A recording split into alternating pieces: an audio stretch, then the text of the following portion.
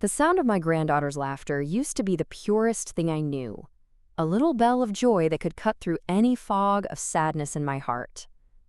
But that afternoon, standing frozen on the other side of my own kitchen door, that same laughter turned sharp, metallic, wrong.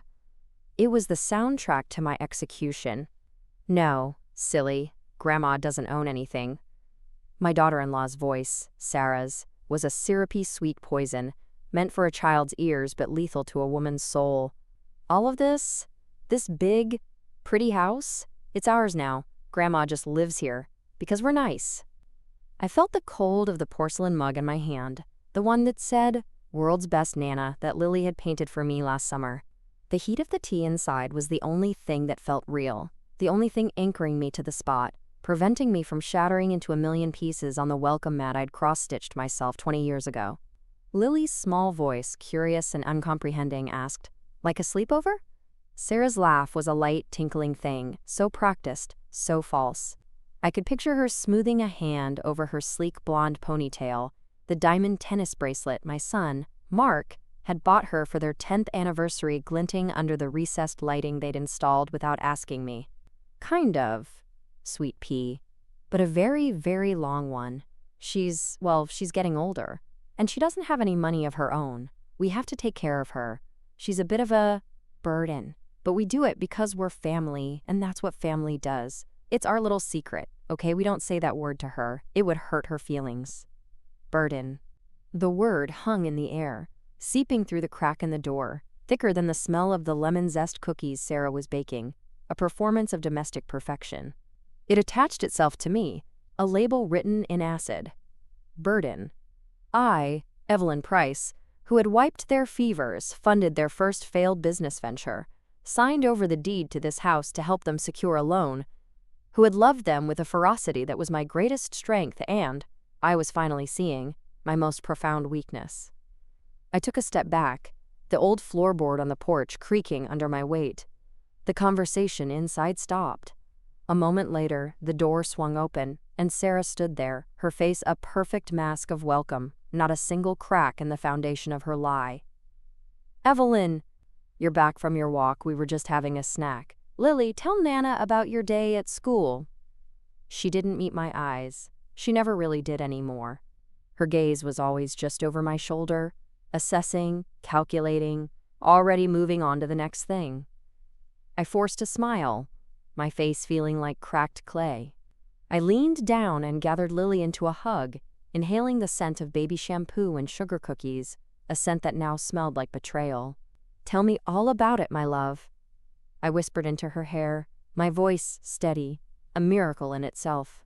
That night, lying in the bed I had shared with my late husband Robert for 40 years, in the room that was now technically theirs, I stared at the ceiling. The weight of the word pressed down on my chest. Burden. It wasn't just an insult. It was a diagnosis. It was their truth. And the scariest part? A part of me believed it. Robert had always handled the money, the investments, the hard-nosed decisions. He was the oak tree, and I was the ivy that curled around him, beautiful, supported, but unable to stand alone. Or so I thought. After he died, Mark and Sarah had gently, so gently, taken over. "Don't you worry about a thing, Mom. We'll handle it all. You just rest. You've been through so much." And I, in my grief, had let them. I'd signed where they pointed, nodded when they spoke, given quiet, tearful thanks for having such a devoted son and daughter-in-law. I had traded my sovereignty for their sympathy, and they had bought my life out from under me for the price of a few kind words. A single, hot tear escaped the corner of my eye and traced a path down my temple into my hairline. But it wasn't a tear of sadness anymore. It was the first spark, the first flicker of a fire that had been banked for decades. Robert hadn't just loved me, he had respected me. He'd called me his secret weapon. He'd sat at this very kitchen table, long after Mark was asleep, and shown me everything. The portfolios, the trusts, the real estate holdings. "Just in case, Evie," he'd said, his large, calloused hand covering mine. "The world is full of wolves, even ones in sheep's clothing. Especially ones in sheep's clothing." Promise me you'll remember. Promise me you'll be ready. I had promised. And then I had forgotten. Grief had sandblasted the memory away, leaving it smooth and featureless. Until now. Until that word. Burden. It wasn't just the word. It was the casual cruelty of it. The way she'd use my own granddaughter as the delivery system for her contempt. It was the absolute certainty in her voice that I was defeated, that I was already a ghost in my own home, just waiting to be politely swept away. She was wrong. I didn't move a muscle, but inside, a fortress was being rebuilt, stone by stone. I didn't know how yet. I didn't know what my first move would be, but I knew, with a certainty that felt older than time itself, that Sarah was about to learn the price of underestimating a woman who has nothing left to lose. And my son, my beautiful blinded son Mark, was going to watch it happen. The next morning, the kitchen was a stage set of normalcy. Sunlight streamed through the bay window, catching the dust motes dancing over the farmhouse sink. The smell of expensive coffee, a dark roast Sarah ordered from a boutique roastery in Portland, filled the air. She was humming, moving between the stainless steel refrigerator and the island, placing avocado toast with microgreens on a slate slab. "Morning, Mom," Mark said, not looking up from his tablet, his brow furrowed at some market report. He was his father's son in looks, the same strong jaw, the same thick, dark hair, now silvering at the temples. But where Robert's strength was quiet and inherent, Mark's was loud, performative, a suit he put on every morning. "Good morning, darling," I said, my voice softer than usual. I made it tremble slightly. I poured myself a cup of coffee, my hand shaking just enough to make the china rattle in the saucer. I let out a little sigh. Mark finally looked up. "You okay, Mom? You seem tired." Sarah stopped humming. I could feel her gaze on me, sharp and assessing. I kept my eyes on my son, letting them well up just a little. "I didn't sleep well," I admitted, my voice a fragile thread. "I was just thinking, this house is so big. The taxes, the upkeep. It must be such a burden on you both." I let the word hang there. I saw Mark's face soften with immediate, genuine concern. But from the periphery, I saw Sarah's spine stiffen. Her knife stilled on the avocado. "Mom, don't be ridiculous," Mark said, putting his tablet down. "It's no trouble at all. This is your home." "But it's your house," I insisted, layering on the guilt with a delicate brush. "I looked at the paperwork the other day. My name. It's not on anything anymore. I worry I'm in the way, that you'd be better off if I don't know, found a nice little senior community somewhere." I let a single perfect tear escape and trail down my cheek. "Absolutely not!" Mark was up, rounding the island to hug me. He smelled of citrus cologne and ambition. "We would never want that. Right, Sarah?" He looked over at his wife, his expression demanding her agreement. Sarah's smile was a masterpiece of strained benevolence. It didn't reach her cold blue eyes. "Of course not, Evelyn. Don't be silly. We love having you here." She came over and patted my shoulder, her touch as light and insubstantial as a spider's web. "Your family. We take care of family. Now eat your toast before it gets cold." The performance was flawless, but I had heard the truth yesterday. I had seen the flicker of panic in her eyes when I'd mentioned the paperwork. She was afraid I was starting to poke around. Good. Let her be afraid. A cornered animal makes mistakes. A confident one gets sloppy. "You're right," I whispered, giving Mark a watery smile. "I'm just being a silly old woman. Forget I said anything." I took a small bite of the toast. "It's delicious, Sarah." "Thank you." I spent the day playing my part. I puttered in the garden. I read to Lily. I napped on the sun porch. I was the picture of docile, grateful fragility. But my mind was whirring, accessing vaults of memory I hadn't opened in years. Robert's voice was there, clear as day. "The safe deposit box, Evie. Key is taped behind the headboard, our little secret, just in case the wolves ever come." It had seemed so dramatic at the time, a game almost. Robert, for all his business acumen, had a romantic, clandestine streak. He loved secrets, codes, hiding things in plain sight. I'd humored him. That night, after the house was silent and dark, the only sound the gentle tick-tock of the grandfather clock in the hall, I moved. I slipped out of bed and went to the master bedroom, my bedroom. My heart hammered against my ribs, a frantic drumbeat of fear and exhilaration. I carefully ran my fingers along the ornate carved wood of the headboard, behind the frame where it met the wall. My fingers brushed against cold, thin metal. The key. It was still there. The next day, I told them I was meeting my friend Carol for lunch in a museum exhibit. It wasn't a complete lie. I would see Carol. But first, I had a different stop to make. First National Trust stood like a temple of money, all polished granite and brass. My mouth was dry as I approached the desk, the key feeling like a brand in the pocket of my wool slacks. "I'd like to access my safe deposit box, please," I said to the young man behind the counter, my voice barely a whisper. He gave me a pleasant, bored smile. "Of course, ma'am. Number and signature?" I gave him the number Robert had made me memorize. July 21st, 49. Our wedding date. I signed the electronic pad with a shaky hand, Evelyn R. Price.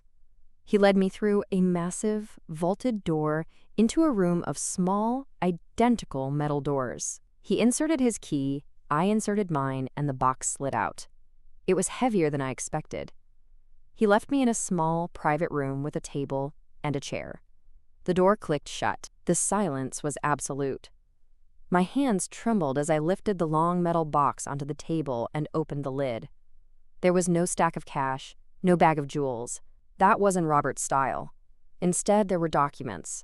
Neat, organized, labeled, a life's work on paper. On top was a letter, in his familiar, bold script. "My dearest Evie, if you're reading this, then I'm gone, and you finally remembered our little secret. I knew you would. I also knew you might need a reminder that you were never, ever just the ivy. You were the whole damn forest. You just let me be the tallest tree for a while. I love you. Now go be a wolf. Yours, always. Robert." Tears streamed down my face, hot and silent.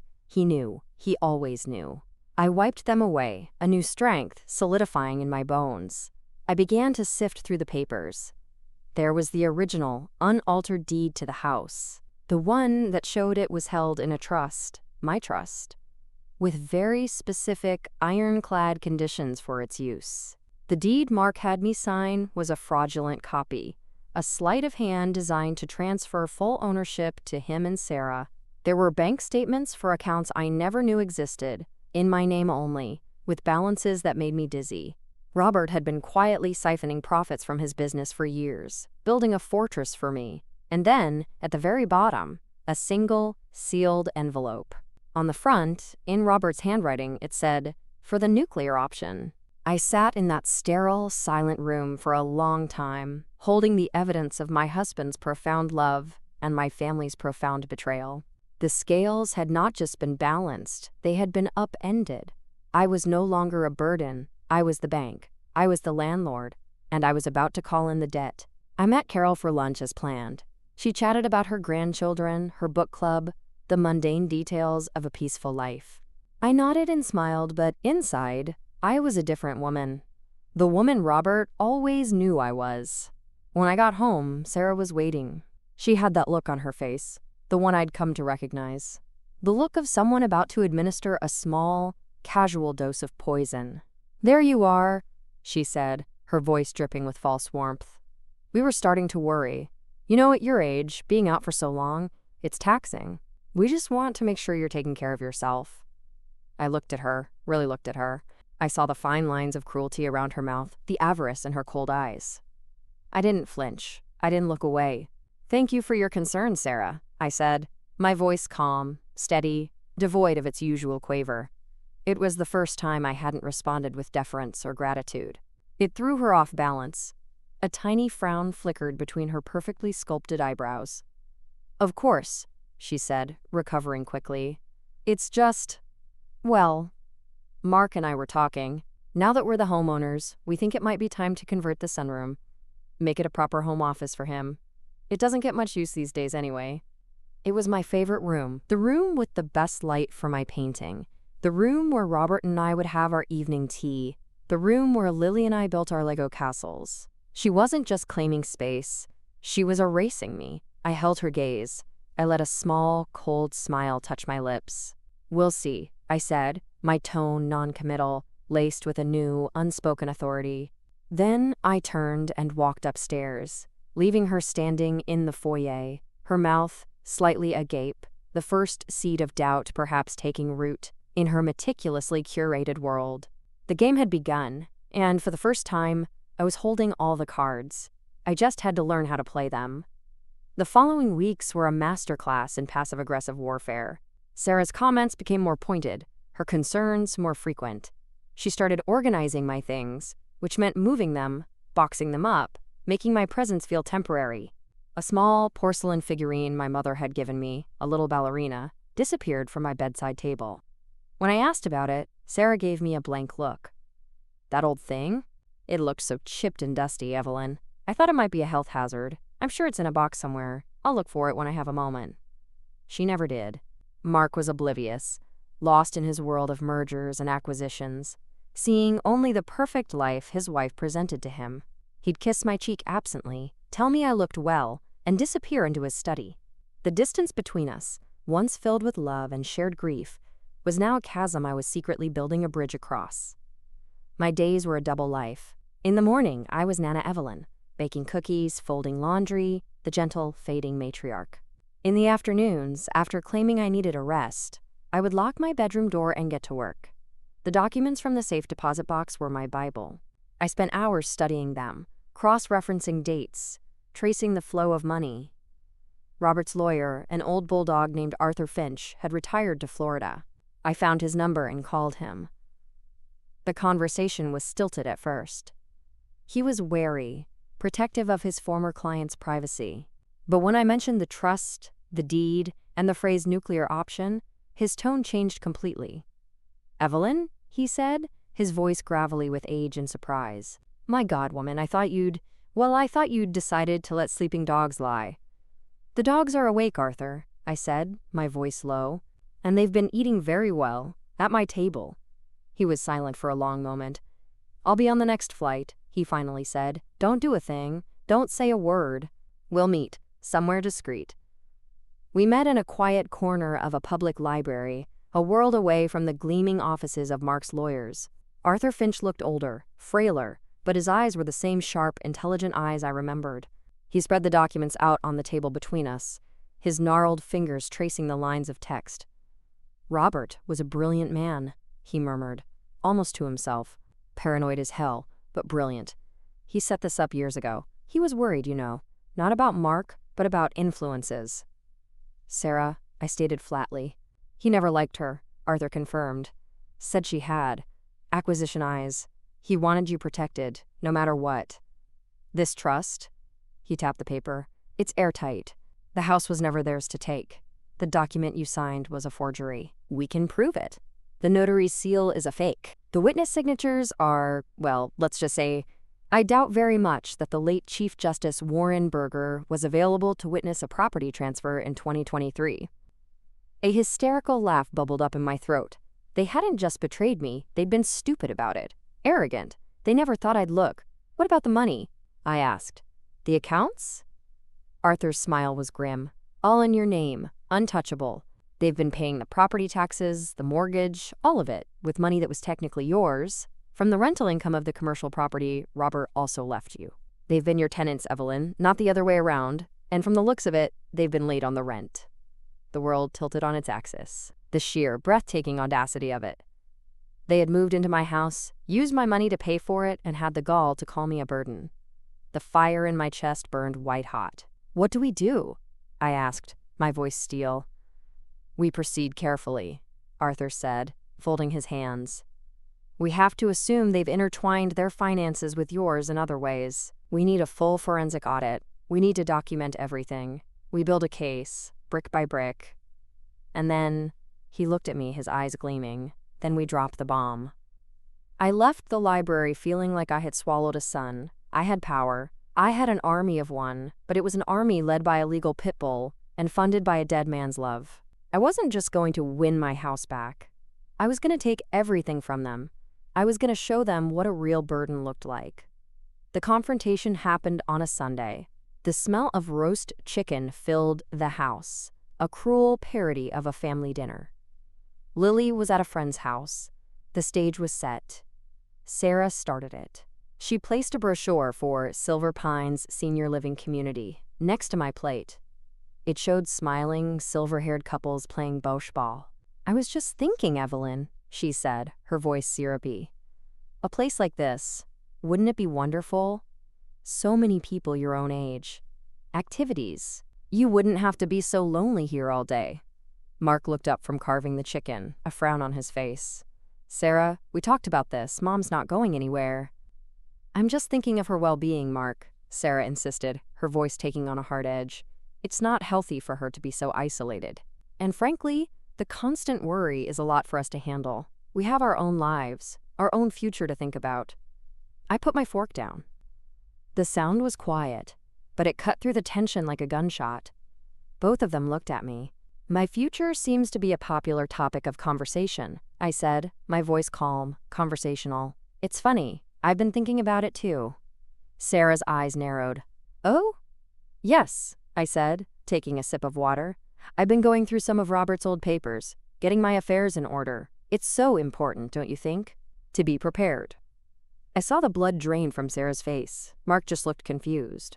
"What papers, Mom?" he asked. "Oh, deeds, trust documents, bank statements." I kept my eyes locked on Sarah's. She had gone very still, like a rabbit sensing a hawk. It's amazing what you can find when you start looking in the right places. For instance, did you know that the notary public who supposedly witnessed me signing over the deed to you, a Jane Doe? Well, it seems she doesn't exist. And the witness, Warren Berger, he's been dead for decades. It's almost as if the document is a complete forgery. The silence in the room was deafening. The ticking of the grandfather clock sounded like a hammer striking an anvil.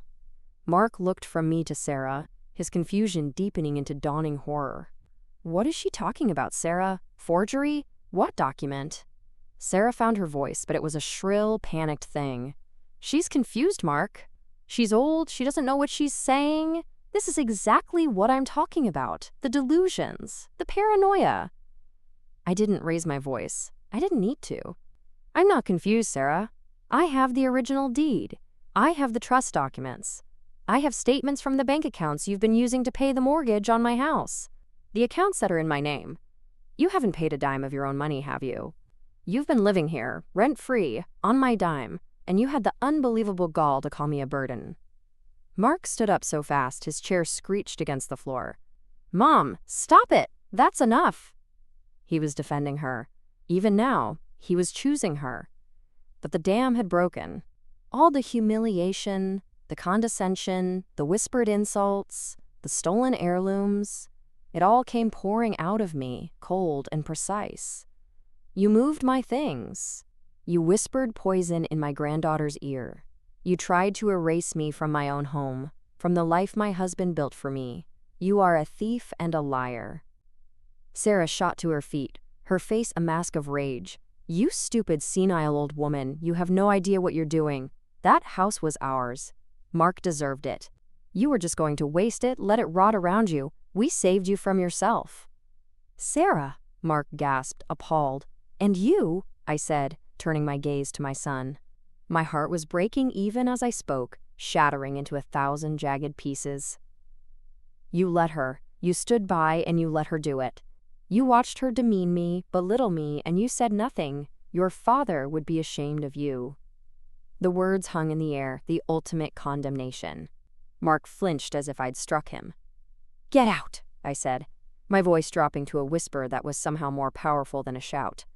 "Both of you, get out of my house." Sarah laughed, a harsh, ugly sound.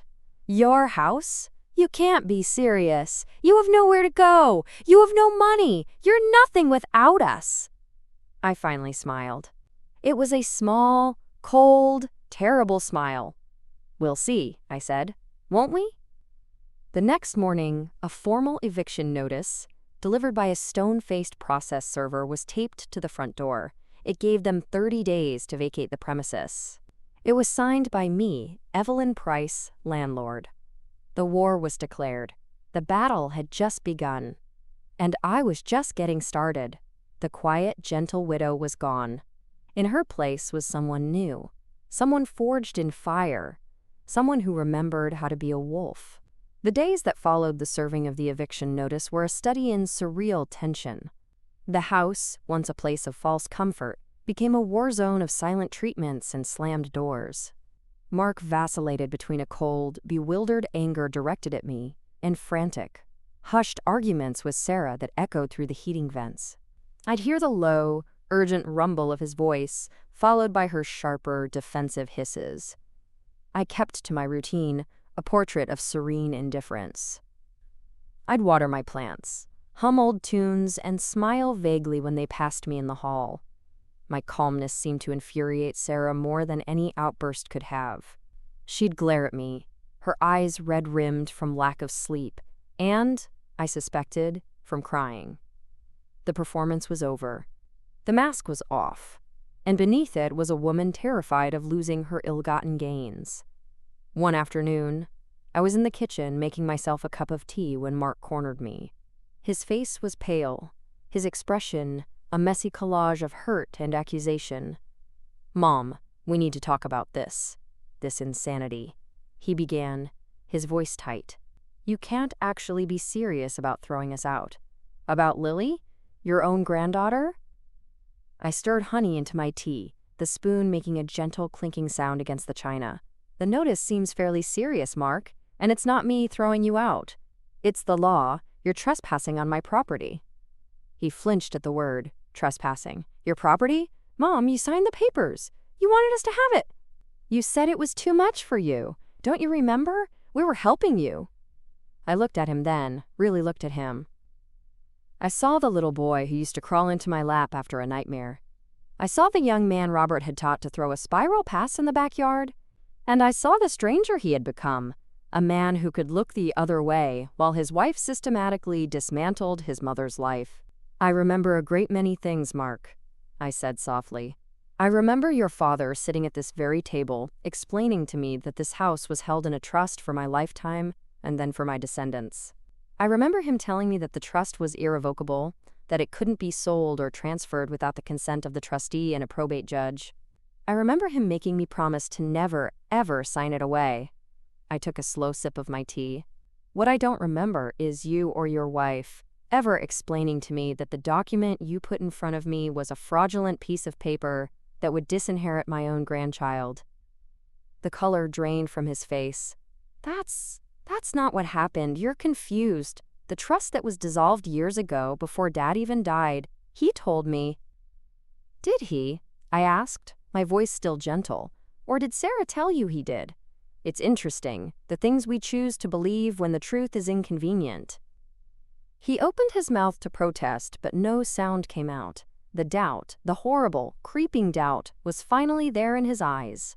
I felt a pang of vicious satisfaction, followed immediately by a wave of crushing sorrow.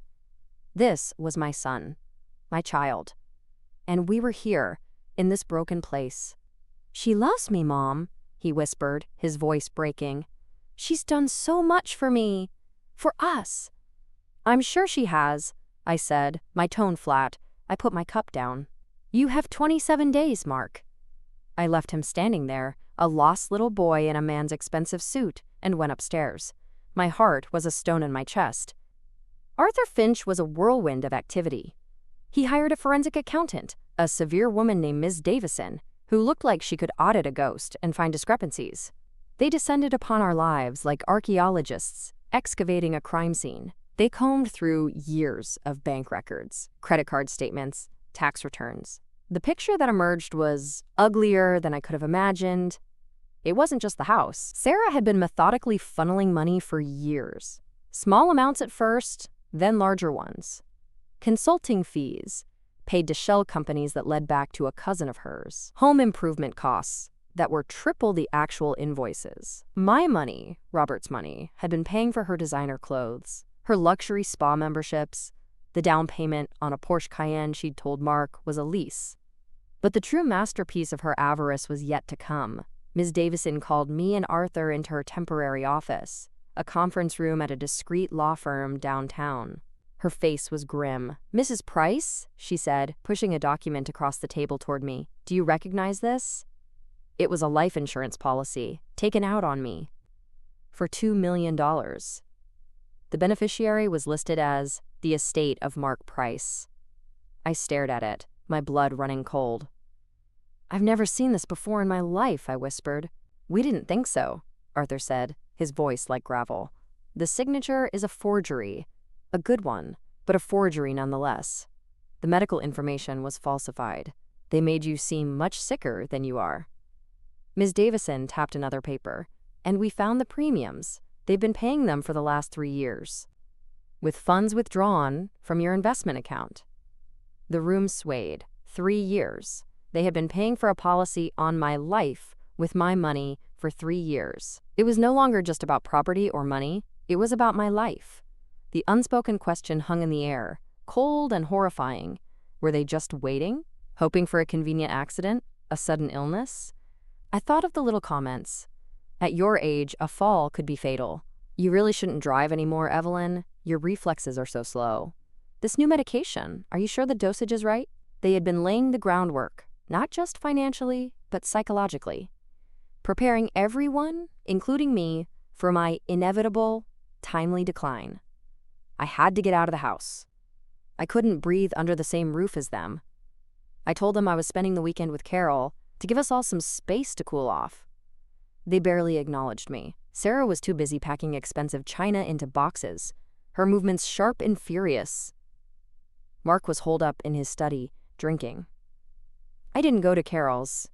I went to a hotel, a nice one, with a view of the city. I paid for it with a credit card linked to one of my secret accounts. I ordered room service. I took a long, hot bath. And I cried. I cried for Robert. I cried for the son I had lost. I cried for the grandmother Lily would never know. I cried until I was empty. Then I got dressed. I looked at myself in the mirror. My eyes were puffy, but they were clear. There was no more grief left. There was only resolve. The following Monday, Arthur filed a civil lawsuit for fraud, forgery, conversion of assets, and emotional distress. The damages sought were staggering. He also filed a criminal complaint with the district attorney's office, attaching all of Ms. Davison's evidence.